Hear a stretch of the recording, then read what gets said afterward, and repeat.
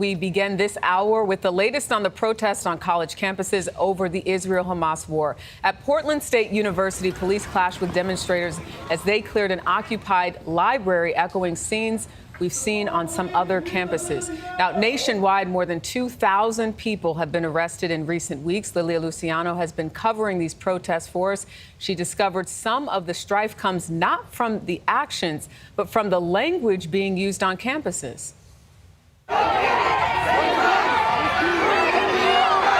As anti-war protests have erupted on college campuses across the country, words some chant as slogans of resistance, others interpret as calls for violence.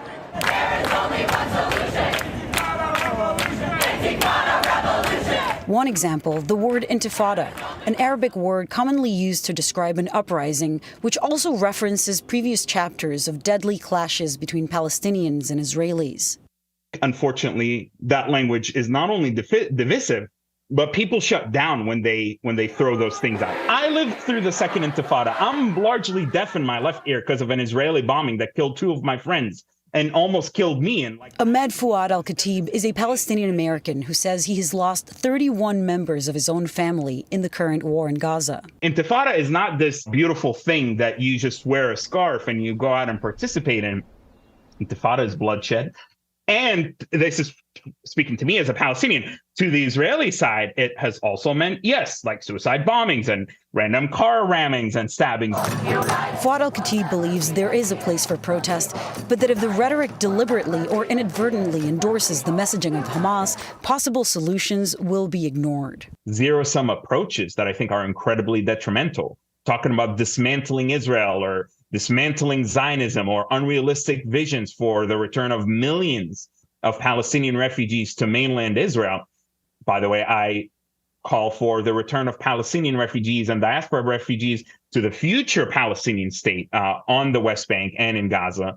And I understand, once again, that there are difficulties in trying to push for a two-state solution, given what's happening in the West Bank, given what's happening in Gaza. But we should use this global, once-in-a-lifetime opportunity, this global attention to Gaza and to the Palestinian issue to pursue very specific and realistic and reasonable goals. And that's what I worry is being squandered with some of these college protests.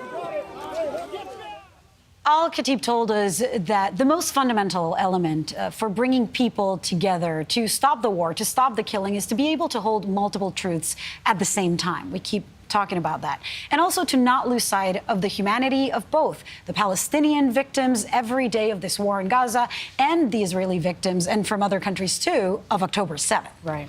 I think it's important that, and I know he's just one voice, but Mr. Al-Khatib talks about that word Intifada, which for many Jewish people, many Israelis, is one of horror. He actually says to you that Intifada is bloodshed. And I think that's important for people to know if they casually use language that they don't have any context around. And I like that he explained that. And I've also heard from a Columbia professor who is a Jewish professor who tells me this just means revolution.